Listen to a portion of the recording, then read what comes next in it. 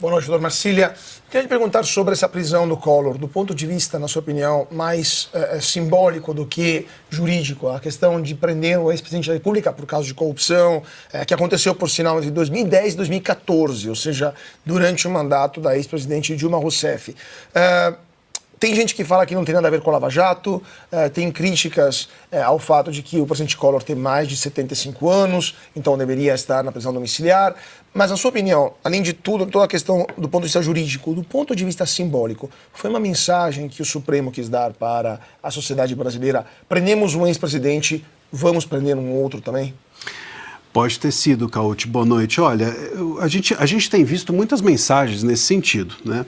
A mensagem de que eles querem jogar o Bolsonaro rápido, até mesmo essa intimação, a gente falou, não tem urgência. Bom, não tem urgência para o direito, mas talvez para o STF, se ele não estiver dialogando com o direito, haja urgência. Eles próprios já se manifestaram no sentido de que querem esse caso do golpe julgado antes das eleições do ano que vem. Bom, então talvez eles tenham, de fato, de correr com isso. Esses recados ou esse simbolismo, eles têm sido frequentes, infelizmente, porque é sempre bom dizer, o tempo da justiça nunca é o tempo da política.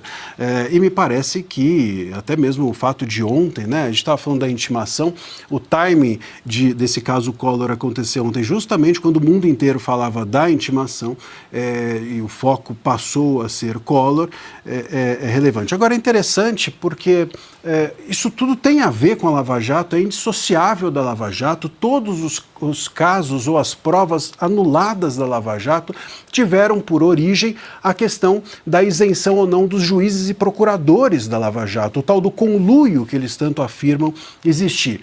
E que, curiosamente, eles não fazem o mesmo raciocínio em relação ao ministro Moraes ser o investigador, o procurador e o juiz dos casos todos do golpe. Ali não tem nem que se falar em conluio, porque todo mundo é um só.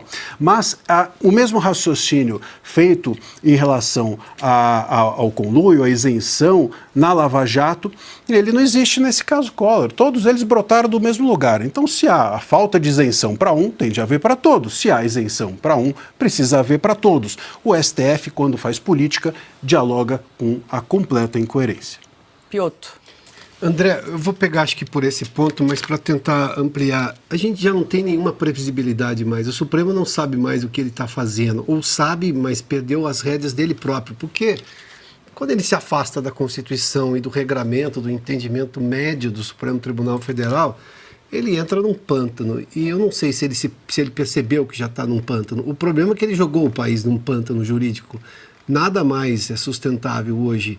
Ninguém tem a menor certeza, e mesmo que baseado na lei, minimamente do que pode acontecer. Ou seja, acabou-se com a previsibilidade jurídica mínima que rege democracias. Porque senão vira a vontade do ditador. E, em tese, nós não estamos nesse ponto ainda. Ou pelo menos não queremos chegar nesse ponto.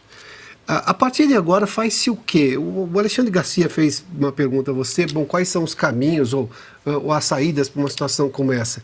Mas eu tenho a impressão, e não acho que o Supremo vai ser condescendente com ele, que ele já não sabe mais o que fazer. Esse voto do ministro Gilmar em relação ao Collor, puxar para o plenário físico para discutir o assunto, o que o Fux fez em relação a Débora, ou seja, parece que o Supremo está se expondo agora, mas eu não consigo entender quem consegue, digamos, liderar o Supremo para a volta à normalidade. Piotr, boa noite. Realmente é interessante a possibilidade. A gente vai sempre tentando quebrar a cabeça com a possibilidade de saída. Mas essa insistência, por exemplo, nossa, que a gente tem falado, esses caminhos institucionais, uma hora vão minando. Você tocou num ponto interessante que estava sendo discutido aqui há pouco tempo, da história da mulher que foi presa grávida e etc. E agora o Mendonça pediu destaque e isso foi para o plenário virtual. Me parece que esse gesto foi talvez o mais importante do Mendonça até agora. Para o físico, do virtual para o físico.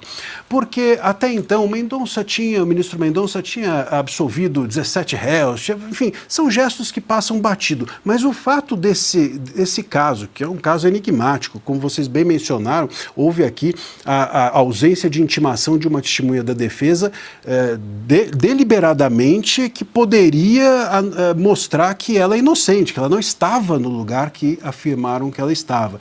Isso caminhar para o plenário físico leva para o holofote da mídia o abuso, os excessos do STF.